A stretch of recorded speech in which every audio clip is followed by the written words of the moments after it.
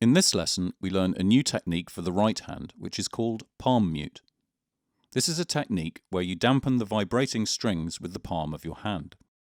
In the score, this is indicated by the letters PM. Palm muting changes the sound and the decay of the notes and is often used with distorted sounds. Place your palm straight on the bridge and barely touch the strings. Don't use too much pressure. As always, try to stay nice and loose. Now, try to find the position where the sound decays faster than normal and sounds slightly muffled. Let me show you how it should sound.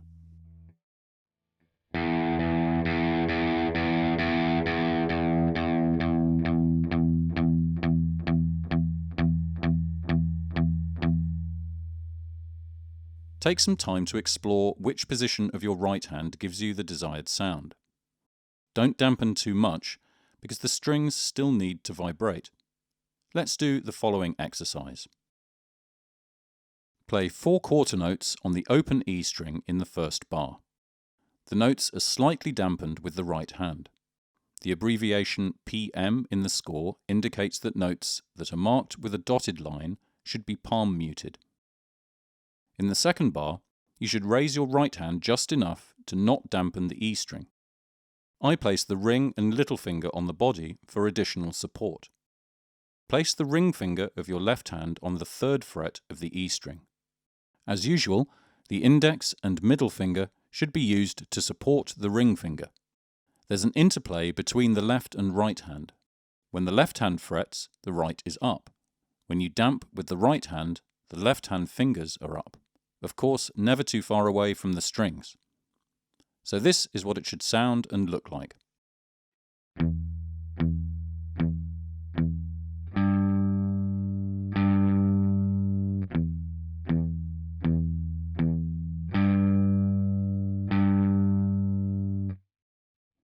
Play the whole song very slowly several times in succession, and make sure that you always find the best position for damping. The previous exercise returns in a slightly different version in the A section of the next song. First, play 6 muted 8th notes on the open E string. Place your finger on the 3rd fret on the 4th beat and lift the right hand up slightly and pluck. Again, put the index and middle fingers on the string to support the ring finger. The second bar is similar, but this time the middle finger on the 2nd fret is being used. And yes, the index finger supports the middle finger as usual. In the 3rd bar, the index finger is placed on the 1st fret on the 4th beat. It should look like this.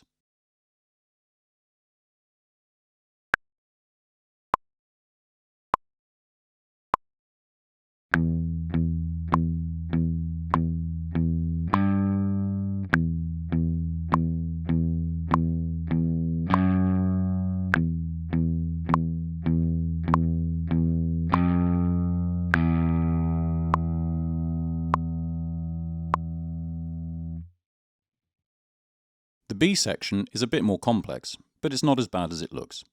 It is played entirely with palm mutes, so make sure that your palm is permanently damping the strings. You play 4 bars of 8th notes, with the exception of the last note in the 4th bar, which is a quarter. Everything should be played using downstrokes. This time we travel a long distance on the neck, as you can see in the score.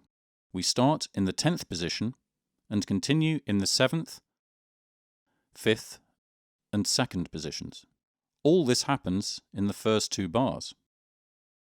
The next 2 bars are similar, only at the end we will play in the 3rd position.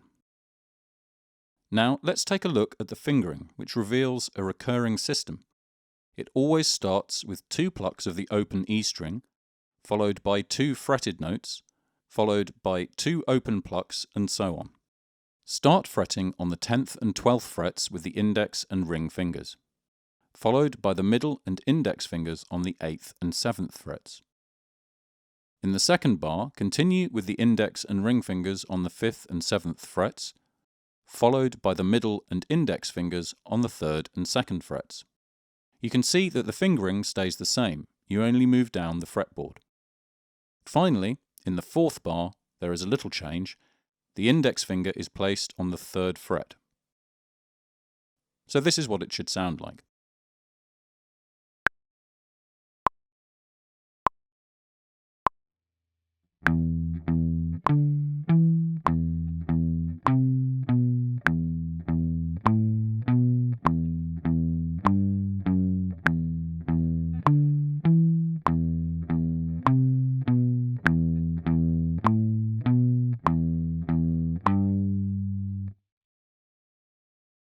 The C section is more or less identical to the B section. The only difference is that everything is played on the A string. This is what it sounds like.